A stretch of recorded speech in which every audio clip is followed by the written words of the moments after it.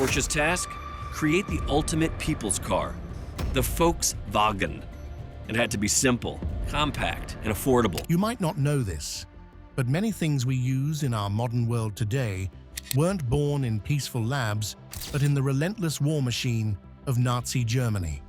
From popular fashion brands and famous drinks to advancements in military technology, you're actually surrounded by Nazi inventions, and nobody told you.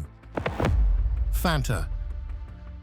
When you're going on your next soda break, it might surprise you to know that the bright orange fizz of Fanta, which is one of the world's most popular soft drinks, was born in the midst of World War II in Germany under the shadow of the Nazi Party. In the early 1940s, Germany faced an American trade embargo as part of the wartime measures. The Coca-Cola Company's German bottling subsidiary couldn't get the syrup needed to make classic Coca-Cola. That's where Max Keith, the head of Coca-Cola's German operations, came in. He asked his team to use their imagination, which is the German word fantasy. A salesman replied with Fanta, and the name stuck. But the origins of Fanta are more than just a quirky name. With the ingredients blocked, the team improvised. They made the drink from apple pomace, which is left over from cider presses, whey, a byproduct of cheese making, and beet sugar. It wasn't the fruity orange version you have now, but it was a luxury in wartime Germany. By 1943, 3 million cases were sold in Germany, making Fanta not just a stopgap, but a major product throughout the war. After the war, the name survived, and in 1955, in Italy, the orange-flavored version that we know today was introduced. So, next time you crack open a can of Fanta, you're sipping an invention tied to one of the darkest chapters of history. But that's not all, as the car you drive might also be from Nazi Germany. Volkswagen Beetle. The car you might imagine cruising down sunlit streets, the Volkswagen Beetle, started life in a far different context. It was a project of Adolf Hitler and the Nazi regime in Germany. In 1934, Hitler declared his ambition for a people's car, which is Volkswagen in German. They are affordable, practical, and meant to deliver mobility to average Germans. By 1938, the company, Volkswagenwerk GmbH, later simply called Volkswagen, opened its plant in Fallersleben under the umbrella of the Nazi-run German Labour Front. The vehicle was first called Kraft durch Freudewagen, which means strength through joy car, and it only took on the name Beetle as it transitioned into civilian use. It was designed by Ferdinand Porsche, who we mostly know for the Porsche. What's fascinating is how this car shifted identity. During the war years, the factory moved to military production and used forced labor to make military vehicles. After the war, British forces helped restart production of the iconic Beetle Type 1. In fact, the success of the Beetle became part of Germany's economic miracle. From there, the Beetle became a global icon as an inexpensive, quirky, and cultural vehicle. So, although the Volkswagen looks adorable, its origin lies in a serious ambition to mass mobilize a population under authoritarian rule. Not so cute after all. Even your favorite shoes were made in Nazi Germany, and if you said that, most people won't believe you. Adidas and Puma. The global giants Adidas and Puma can be traced back to the same German village and the same family. Yet they diverged into two fierce rivals entwined with the rise of the Nazi era and the pressures of wartime industry. In the quiet town of Herzogenaurach, Bavaria, the brothers Adolf Dassler, often called Adi, and Rudolf Dassler started their shoemaking venture in the early 1920s. By 1924, they opened the Dassler Brothers Shoe Factory. Their athletic footwear gained fame, like Adi's shoes, which were worn by global sprinter Jesse Owens at the 1936 Berlin Olympics. When the Nazi regime took power, the brothers and their business found themselves operating in that context. They both opened the Nazi Party in 1933. Their factory also shifted toward military production during the war, manufacturing war materials such as the anti-tank rocket known as the Panzerschreck.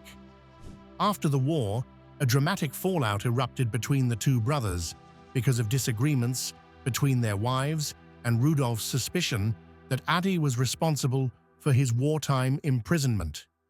By 1948 to 1949, the split was formal. Adi founded Adidas from his nickname Adi and the first three letters of his last name, while Rudolf set up Puma across town. From one workshop, there came two global sportswear empires. The next time you lace up your sneakers, take a moment. Nazi Germany was quite fashionable, and even some of the designer clothes of today were made at that time. Hugo Boss. When you wear a sleek suit or crisp jacket from Hugo Boss, you might be wondering where it came from. The story takes an unexpected turn into the shadows of history. Back in 1923, in Metzingen, Germany, Hugo Ferdinand Boss founded a modest clothing firm. By 1931, he had joined the Nazi Party, marking the start of a complicated wartime partnership. As the political climate in Germany shifted, the firm moved away from just workwear. By the mid-1930s, Hugo Boss was producing uniforms for the SA, the SS, the Hitler Youth, and later, the Wehrmacht. In these years, the business did more than just keep its doors open. It expanded thanks to state contracts. What makes the story darker is that the factory used forced laborers from Poland, France, and other occupied nations to meet demand. After the war, Hugo Boss was classified as an activist, supporter, and beneficiary of the Nazi regime, and was stripped of certain rights and fined as part of the denazification process. The company had nothing to do but reframe itself, moving into men's suits and luxury fashion. It shed its uniform-making past and became a part of a global luxury brand. In 2011, it issued an apology and sponsored independent research into its wartime activities. So, next time you wear a Hugo Boss blazer, remember that this is a garment whose roots stretch into war. But it later reinvented itself into one of the world's most defining fashion houses. You might not have expected that Nazi Germany made different clothes and shoes, but one thing that might not surprise you is their advancements in weapons. In Nazi Germany, they came up with the first assault rifle in the world, STG-44. The STG-44 is one of the most influential and chilling weapons, and it emerged from the era of World War II. It was originally developed under the designations MP-43 and MP-44, and this weapon was officially made Sturmgewehr 44, meaning Storm Rifle 44. That's where the term assault rifle came from. In the trenches and urban battlegrounds of the Eastern Front, the German army realized that its bolt-action rifles lacked mobility and rate of fire, while its submachine guns lacked reach and stopping power. The STG-44 answered this tactical need by combining semi-automatic and full automatic fire capability with a new intermediate cartridge that offered a balance of control and range. It became the prototype for future infantry weapons, giving a single soldier a magazine-fed, select-fire rifle with an effective service range and high firepower. Despite how innovative it was, it arrived late in the war during 1943 and 1944, and the production was limited. But its legacy stretched beyond Germany, as many post-war designs, including the famous AK-47, drew direct attention from its approach. Nazi Germany didn't only make the first assault rifle, but also the first operational jet fighter that inspired future designs. Messerschmitt Me 262. The Messerschmitt Me 262 was the world's first operational jet fighter, developed by Nazi Germany during World War II. Initially flown under jet power in July 1942, it eventually entered combat in 1944 and hit the skies at speeds over 540 miles per hour. It outpaced the best piston-engined fighters of the Allies. Yet, for all its jaw-dropping performance, the Me-262 was plagued by the realities of war. Its twin Junkers Jumo 004 turbojets were temperamental and short-lived due to strategic material shortages. The aircraft also never arrived in sufficient numbers or early enough to change the aerial outcome of the war. Fewer than 300 of the 1,400 produced actually saw combat. On one hand, the Me-262 is a marvel of engineering, but on the other hand, it's a machine born under the regime of the Nazi Party, serving the military ambitions of a dictatorship. You can find several Me-262s in museums worldwide, including those in the US and UK. Nazi Germany might have been crazy, but there's no doubt that it brought forward a new age of warfare, like with the V-2 rocket. V-2 rocket. Imagine a slender 14-meter rocket lifting silently into the sky, powered by burning alcohol and liquid oxygen, cutting through the air faster than anything before it. That's the V-2 rocket, developed in wartime Germany under the directive of the Schutzstaffel Run projects and chief engineer Werner von Braun. When it was first launched successfully on October 3, 1942, it led to a new era of warfare. It was a guided ballistic missile that rose above the atmosphere and came down at unprecedented speed. It was dubbed a vengeance weapon and used against cities such as London and Antwerp beginning in September 1944. But the story of the V-2 isn't just about missile technology. Although it was a shocking display of engineering, it rested on horrific human cost. Thousands of forced laborers and concentration camp prisoners died in its production, especially in underground factories as Allied bombing intensified. After the war, both the US and the Soviet Union captured V-2 rockets and built upon their technology, setting the launch pad for the space age during the Cold War. So the modern rockets that we see today were inspired by Nazi Germany, and it might not have had a good beginning, but it has become something to reckon with. Nazi Germany didn't only make weapons, but even came up with the first high-speed highway network. Autobahn. When you look at an open stretch of highway, you might think it's a modern marvel. But the highway we have today was inspired by the Autobahn in Nazi Germany. The concept of Germany's motorway system predates the Nazi era, but it was during the 1930s under Adolf Hitler that the project became more than just roads. In September 1933, Hitler appointed Fritz Todt as Inspector General of German road construction to oversee the creation of the network that they dubbed the Reichsautobahn. By 1936, the project had employed about 130,000 workers dedicated to building these high-speed roads. Even if the Autobahn was impressive, it wasn't really used. Car ownership was still a luxury for most Germans, and so the motorway system was just for show, since most people weren't driving. On one hand, the Autobahn became a key piece of Nazi propaganda, showcasing technological prowess and the people's unity through modern infrastructure. But during the war, many sections were abandoned, repurposed, or left incomplete, and the construction even relied on forced labor. Fast forward to today, and that network has grown into one of the world's most extensive expressway systems spanning over 12,000 kilometers.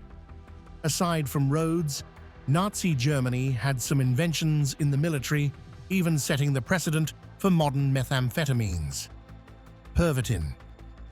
Pervitin was the trade name for a methamphetamine pill developed in Germany in the late 1930s that found its way into the very heart of World War II.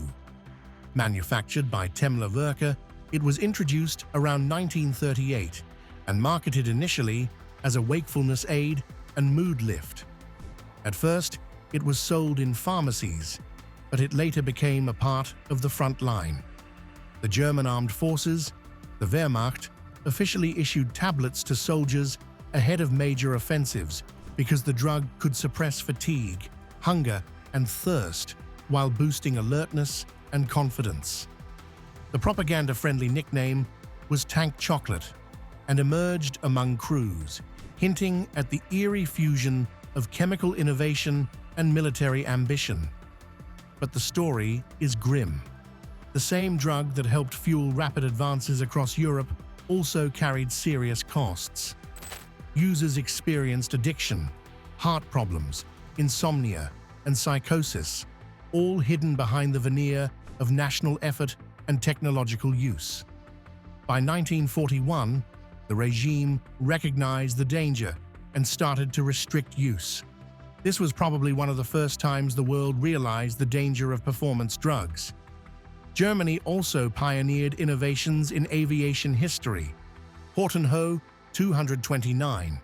The Horten-Ho 229, designed by brothers Reimar Horten and Walter Horten under the umbrella of the Luftwaffe, stands out for its wartime context and for how far ahead of its time its design was. In the late stages of World War II, Germany issued a challenge, which was to build an aircraft that could carry 1,000 kilograms of bombs, fly 1,000 kilometers, and reach 1,000 kilometers per hour. Enter the Ho 229, a radical jet-powered flying wing with twin turbojets mounted and almost no fuselage or tail structure to speak of. The streamlined shape was built in part of laminated plywood and steel due to scarcity of materials and urgency. Although it never saw combat, Nazi Germany destroyed them to stop the technology from spreading. But one is housed at the Smithsonian National Air and Space Museum in the US. Decades later, aeronautical historians and engineers have looked at the Ho 229 and suggested that its low-drag, flying wing layout inspired modern stealth aircraft. While a literal aircraft is impressive, there are some smaller inventions that came from Nazi Germany that would surprise you, like the jerry can. Jerry can. Whenever you see a rugged steel fuel container at a camping or expedition store, what you're looking at might trace directly back to a 1930s German military innovation. The jerry can was originally known as the Wehrmacht Einheitskanister, which was developed for the German armed forces to hold 20 liters of fuel or water and to be both robust and practical in the field. In 1937, engineer Vinzenz Grunvogel at the Muller engineering firm in Schwelm designed the container to meet specific demands. It had 3 handles, so 1 or 2 people could carry it or hand it off, and it was flat-sided so you could stack them effectively. It had a large spout and flip-top mechanism that avoided the need for funnels, and it even floated if dropped in water thanks to an air chamber beneath the handles. When the war broke out, the British and Americans saw the design and realized that Germany did better than them in this small but important field of logistics. The British captured German cans in the Norwegian campaign in 1940 and began to reverse engineer them. The name jerry can comes from the British slang jerry for a German soldier. This military container outlived the war and is the blueprint for fuel and water containers worldwide. Aside from the small jerry can, Another impressive invention from Nazi Germany was the first true operational guided anti-ship missiles. Anti-ship missile. The Henschel HS-293 was a missile launched from a mother aircraft and steered via radio control toward a ship below. With this, Germany achieved one of the first truly operational guided anti-ship missiles. Meanwhile, the heavier Fritz X, also known as Ruhrstahl SD-1400X, allowed the Luftwaffe to hit armored warships from high altitude using a radio-controlled glide bomb that could penetrate deck armor. In the technical sense, these weapons changed the game. Instead of relying on shell fire or torpedoes, they allowed attack from beyond conventional gun range with guidance. The HS-293 could travel several kilometers after launch and be steered by an operator in the bomber. Despite the innovation, they also carried constraints. The launch aircraft had to keep flying, the operator had to maintain line of sight, and the Allies countered with radio jamming and improved defenses. These anti-ship missiles foreshadowed modern cruise weapons that emerged under a regime that failed to capitalize on them strategically. Nazi Germany also emerged with the first stealth coating for submarines, anechoic tiles. This is a fascinating slice of wartime innovation. During the Second World War, the Kriegsmarine developed what we might call the world's first stealth coating for submarines. It was an early form of anechoic tiles, codenamed Alberic.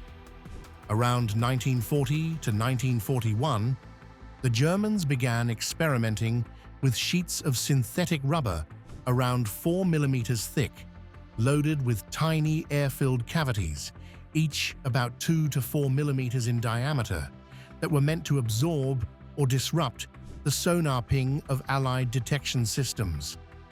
The Alberic was applied to a handful of U-boats, such as the Type 7C boat U-480, and reportedly reduced sonar echo returns by up to 15% in the 10 to 18 kHz range. Interestingly, the Alberic comes from a mythological figure endowed with invisibility, suggesting clever metaphor and propaganda wrapped into military R&D. Yet the technology was far from perfect. Early adhesives failed under pressure. Some tiles loosened and created water turbulence that made detection easier, and speed dropped because of the added drag.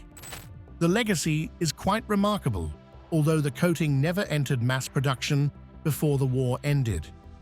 Another invention that came from Nazi Germany is something we now use globally for pain management and addiction treatment: methadone. In the late 1930s, as Germany faced shortages of morphine and other opiates due to blockade and war preparations, chemists at IG Farben's subsidiary, Höchst AG, including Gustav Erhard and Max Bockmuhl, developed a synthetic opioid analgesic coded VA-10-820. This substance was later renamed methadone. The goal was to create a strong painkiller from readily available chemical precursors because normal opiates were hard to import. They started clinical testing around 1942 under the name Amidon. After the war ended, the Allied powers expropriated German patents and research records, and methadone was introduced commercially in the United States in 1947 under the brand name Dolafine. Now, methadone has evolved from wartime chemical innovation into a cornerstone of modern addiction treatment. In the 1960s, researchers Vincent Dole and Marie Niswander discovered that methadone could stabilize patients that depend on heroin, reducing harmful behavior. And let's end with a popular spirit and party drink that has roots in Nazi Germany: Jägermeister. Finally, we have Jägermeister, which started as a vinegar factory in Wolfenbüttel, Germany. Fast forward to 1934, Kurt Mast, the son of founder Wilhelm, took his fascination with hunting and crafted a secret recipe of 56 herbs, roots, and spices. The name Jägermeister literally means master hunter, which is a title that was formalized that same year by the Nazi regime under Reich hunting law. Even the label captured the hunting motif as a stag with a glowing cross between its antlers. The drink was supposed to be a refined herbal digestive, but the name and timing were intertwined with the political culture of the era.